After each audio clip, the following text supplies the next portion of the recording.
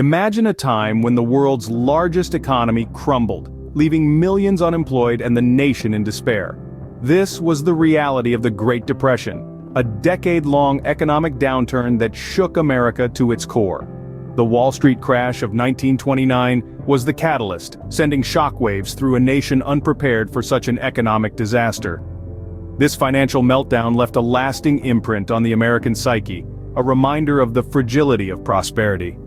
At the helm of this crisis was President Herbert Hoover, a man who would be forever associated with America's darkest economic hour.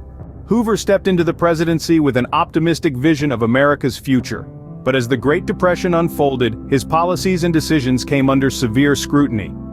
Initially, Hoover's approach to the Great Depression was shaped by his belief in voluntary cooperation between businesses and workers, and his conviction that the government's role should be limited.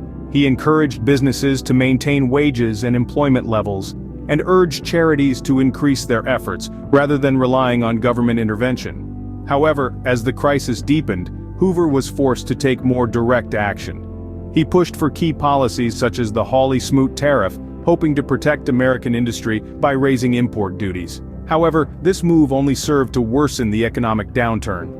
Hoover also established the Reconstruction Finance Corporation, designed to stimulate the economy by lending money to banks and corporations.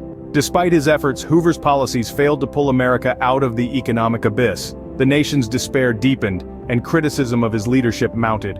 The legacy of Herbert Hoover's presidency is a complex one, forever shadowed by the Great Depression.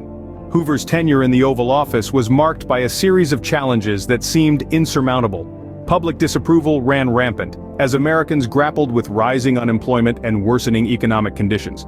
The nation, once prospering, was now entrenched in a crisis with no clear end in sight. Hoover, though a seasoned public servant, found himself in uncharted waters. His policies, such as the Hawley-Smoot Tariff and the Reconstruction Finance Corporation, were ambitious attempts to steer the economy back on course.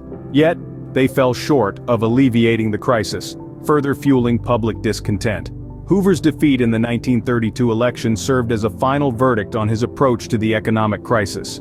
A poignant symbol of the perceived failure of Hoover's presidency were the makeshift shanty towns known as Hoovervilles. These settlements, inhabited by the unemployed and destitute, were a stark visual reminder of the deepening economic despair.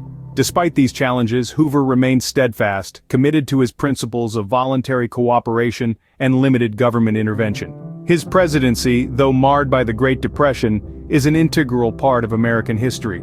It stands testament to the immense difficulties leaders face in times of crisis.